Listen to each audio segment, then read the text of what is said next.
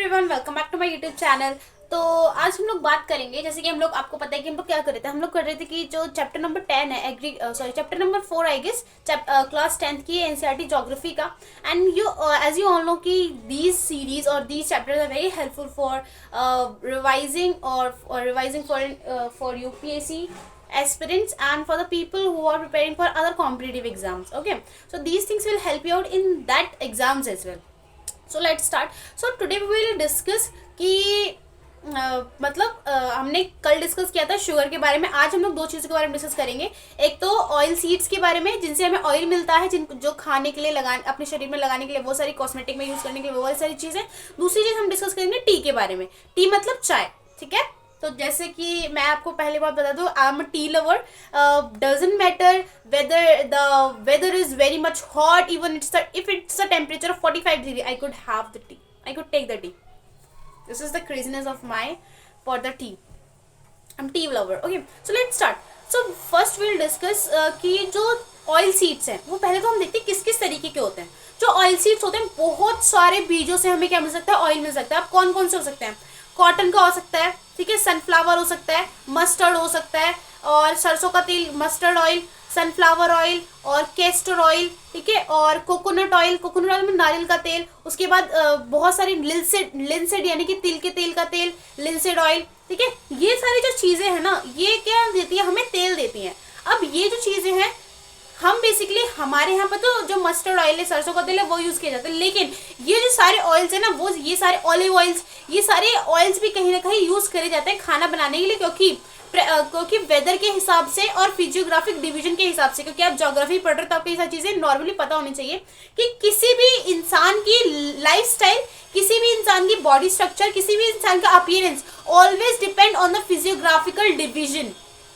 Okay, अगर मैं ऐसी हूँ, मेरी स्किन डार्क है, अगर मेरी नोज इस तरीके की, मेरी आईज इस तरीके की है, तो this is the factor from geographical location, while it's not the factor of your gene or something like that.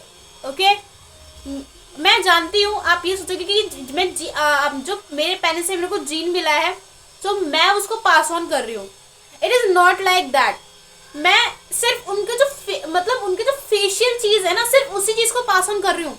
But जो उनकी जो आईज है इसी तरीके की है, जैसे उनके ग्रैंडफादर की थी, ठीक है, उनके जो माउथ है उसी तरीके के। लेकिन अगर आप दूसरे कॉन्टिनेंट में जाओगे, कॉन्टिनेंट को छोड़ अगर आप हमारे कॉन्टिनेंट में नॉर्थ में जाओगे, तो आप वहाँ पे नोटिस करोगे कि जो लोगों की स्किन है वो फेयर कम्प्लेक्शन होती है, उनकी आईज जो होती है वो इस तरीके की होते हैं।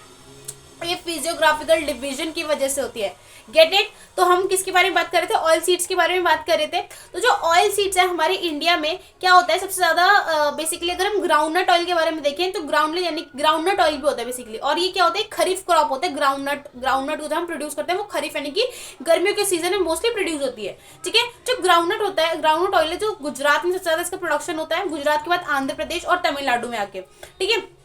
तो क्या होता है, इनके अंदर जो खाना बनता है बेसिकली काफ़ी स्ट्रॉन्ग इनका होता है, जो हेल्थी होते हैं, ठीक है। और आजकल तो ये हो गया कि ऑयल यूज़ नहीं करना चाहिए, हमें कौन सा यूज़ करना चाहिए? रिफाइन सोयाबीन ऑयल यूज़ करना चाहिए। तो ये भी जो है आजकल ट्रेडिशन में चल रहा है, ठीक है। और जो हमारी कंट्री है, चाइना के बाद सेकंड नंबर पर आती है ऑयल सीड ऑयल, मतलब जो सीड ऑयल्स होते हैं उनको, ऑयल सीड्स जो होता है उनको प्रोड्यूस करने में, ठीक है। बेसिकली हमारी कंट्री जो है ना वो मोस्टली सेकंड नंबर पे आती है, एंड द मोस्टली जो टॉप पे आती है वो चाइना है। सोचो कितना ज्यादा मैन्युफैक्चरिंग हब एक तरीके की चाइना, हर फील्ड में, not even in the agricultural field, even in the government field, even in the small and scale industries, even in various things.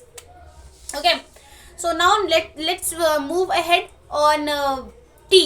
तो एज यू ऑल नो कि जो टी है हमारे यहाँ पे, मतलब इनकी 2-3 लोकेशन जो है वो फेमस है। एक तो वेस्ट बंगाल है, और वेस्ट बंगाल, असम, और नीचे कर्नाटका। कर्नाटका में थोड़ी बहुत होती है, वाइल वहाँ पे कॉफ़ी ज़्यादा होती है कर्नाटका में, ठीक है। तो दार्जिलिंग एक बहुत फेमस है। मुझे आप बताओ ये दार्जिलिंग जो है वो असम का है, या फिर वेस्ट बंगाल का है, या फिर किसी और स्टेट का, कौन से स्टेट का, या फिर एक अलग ही स्टेट है ये? Let me tell you, Darjeeling जो होता है वो वेस्ट बंगाल का सिर्फ अपर वाला रीजन है, जिसको वो नहीं बोलते कॉक, क्या बोलते हैं उसको, neck of the cock, whatever, जो इतना छोटा सा पतला सा रीजन है हमारा, पूरा टोटल इंडिया और नॉर्थ ईस्टर्न पार्ट को जो जोड़ के रखता है, ठीक है, उसको बोलते हैं, वहाँ पे दार्जिलिंग रीजन लाई करता है। बहुत ही सुंदर है, और वहाँ पे मोस्टली टी का प्रोडक्शन होता है। अब मैं आपको बताता हूँ जो टी के प्रोडक्शन के लिए जो वहाँ पे जो सॉइल चाहिए वो कैसी चाहिए, उसमें ह्यूमस ज़्यादा होनी चाहिए। बेसिकली जो टी लीव्स होते हैं उनको ग्रो करने के लिए वार्म और मॉइस्ट टेम्परेचर चाहिए होता है, ठीक है। और एक तरीके से ये लेबर इंटेंसिव इंडस्ट्री, क्योंकि यहाँ पे जो टीज उनको प्लग करने के लिए हमें काफ़ी सारी लेबर्स चाहिए, सो ये भी वहाँ पे एक फैक्टर है, ठीक है। और केरला वगैरह में ये मोस्टली होता है। और टी प्रोडक्शन में हमारा जो कंट्री है वो कौन से नंबर पे है? Can you guess, tell me. हमारी कंट्री जो है वो टी प्रोडक्शन में 3rd लार्जेस्ट नंबर पे है। सुनो देखो, हमारी कंट्री जो है वो प्रोडक्शन तो करती है 1st लार्जेस्ट नंबर पर, प्रोडक्शन करती है 1st लार्जेस्ट नंबर पर, लेकिन हमारी कंट्री में जो इसका कंजम्पशन होता है किसका, टी का, बहुत ही ज्यादा है, बहुत ही ज्यादा है। लेकिन जो चाइना है वो क्या करती है, इसका प्रोडक्शन करती है, लेकिन हमसे बात लेकिन इसे एक्सपोर्ट ज्यादा करती है, क्योंकि वहाँ पे टी कम पी जाती है। लेकिन हमारे यहाँ पे कोई भी है, चाय पी लो, भले ही 50 डिग्री टेम्परेचर हो रखा हो, भले ही 100 डिग्री हो रखा हो, चाय बनाओ तो चाय पी लो, कि सस्ती पड़ जाती है। कोल्ड ड्रिंक मांगी तो महंगी पड़ेगी। कुछ ये भी चीज़ें हैं, ठीक है। तो ये चीज़ें हैं, तो आप आई होप आपको समझ में आया होगा।